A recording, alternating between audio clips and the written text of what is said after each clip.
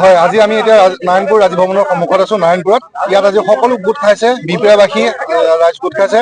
আমি আজি 4খন কান্ধত 4জন মানুহে ভূপেন বৰাৰ শৱযাত্ৰা কৰিছো আৰু আমি ৰাজভৱনৰ বাহিৰত তেওঁ প্ৰতিমূৰ্তি জ্বলাই দিছো। ইয়াৰ অৰ্থ এইটো যে আমি অন্তৰৰ পৰা উলিয়াই দিছো। আমি প্ৰথমে দুখ পাইছিলো তেওঁ যাওঁ বুলি কওঁতে, তাৰ পাছত এতিয়া সেই দুখটো আমাক খুব হলে পৰিণত হ'ল। আমি বুজি পালো যে তেখেতে ইয়াত বেলেগ কোনো স্বাৰ্থত তেওঁ যোৱা নাই, তেওঁ কাপোৰ সলাব গৈছে। তেওঁ আজি বাজপেয়ী ভৱনত গেৰুৱা কাপোৰ পিন্ধিবলৈ গৈছে, অৰ্থাৎ তেওঁ আগৰ পোছাক সলাই আকৌ পুনৰ ঘূৰি আহিব এইটো সমষ্টিলে, ঘূৰি আহি আকৌ এবাৰ লুটিবৰ কাৰণে আহিছে। তেওঁ 10 বছৰ লুটিছিলে, ৰাইজে বুজি পোৱা কাৰণে তেওঁ টাটা বাই বাই দিলে। তেওঁ ইতিমধ্যে বিদায় ললে, বিদায় লোৱাৰ পাছতো তেওঁ পুনৰবাৰ আহিব বিচাৰিছে এই সমষ্টিলৈ, আৰু যিখন বাকী আছে সেইখনো আজি শেষ কৰি আমি লৈ যাম সেই বুলি আহিছে। কিন্তু সমষ্টিবাসীয়ে ইতিমধ্যে বুজি পাইছে যে তেওঁ এজন ক'ব গ'লে লুটেৰা, তেওঁ এজন লুটেৰা হয় গম পাইছে। তেওঁ আমি চিৰ বিদায় দিব বিচাৰিছো। আজি আমি তেওঁক ৰাজভৱনৰ পৰা সকলো সন্মুখত যিমান ফটো আছে সকলো আনি বাহিৰত জ্বলাই দিছো।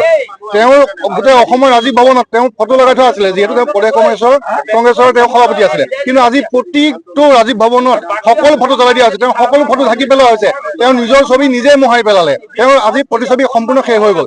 কিন্তু এই সমষ্টিত বিহপুৰীয়াবাসীয়ে তেওঁ কেতিয়াও নিবিচাৰে। সকলোৱে ইতিমধ্যে বুজি উঠিছে। 10 বছৰ আগতে বিদায় লোৱা মানুহজন পুনৰ আহিব বিচাৰিছে, এইবাৰ তেওঁ চিৰ বিদায়। তেওঁ আজি ইতিমধ্যে আমি তিলনি কৰিছো ইতিমধ্যে আমি, তেওঁ যোৱা আজি 3 দিন হৈ গ'ল।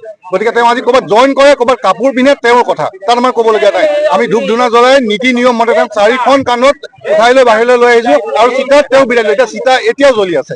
গতিকে মই এটা কথা ক'ব বিচাৰো যে বিহপুৰীয়া সমষ্টিবাসীয়ে এবাৰ সিদ্ধান্ত ল'ব যে বিহপুৰীয়াৰ বায়ু পানী মাটিৰ লগত সম্পৰ্ক থকা এজন স্থানীয় নেতাকে আমি গ্ৰহণ কৰিম। তেওঁ দল সংগঠন নিৰ্বিশেষে যিকোনো এজন স্থানীয় নেতাক মাত্ৰ গ্ৰহণ কৰিম। কোনো কাৰণতে আমি বাহিৰৰ চালানী মানুহক ইয়াত মানি নলওঁ, কাৰণ বিহপুৰীয়াত যথেষ্ট যোগ্য আৰু শিক্ষিত মানুহ আছে। আজিৰ তাৰিখত যথেষ্ট যোগ্য আৰু শিক্ষিত মানুহ আছে, তাৰ মাজৰ এজনক আমাক লাগে। আমি কোনো কাৰণতে চালানী মানুহ আমি ইয়াত মানি নলওঁ। আজি আমি আমাৰ একালৰ সতীৰ্থ তথা আমাৰ একালৰ নেতা ভূপেন কুমাৰ বৰা ডাঙৰীয়াৰ প্ৰতিকৃতি আমি দাহ কৰিছো। আমি তেখেতৰ আত্মাৰ সদ্গতি কামনা কৰিছো। তেওঁ য'তেই নাথাকক যদি কুশলে থাকক।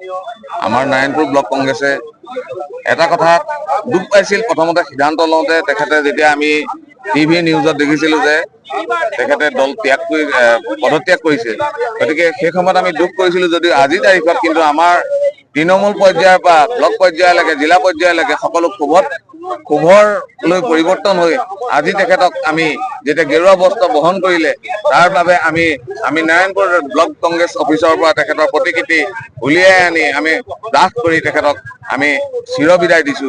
আৰু তেখেতক অনাগত দিনত বিহপুৰীয়া সমষ্টিৰ ৰাইজে যে গ্ৰহণ নকৰে সেই কথাটো মই এই সুযোগতে আপোনালোকৰ যোগেদি তেখেতৰ কাণত মই জনাই দিছো।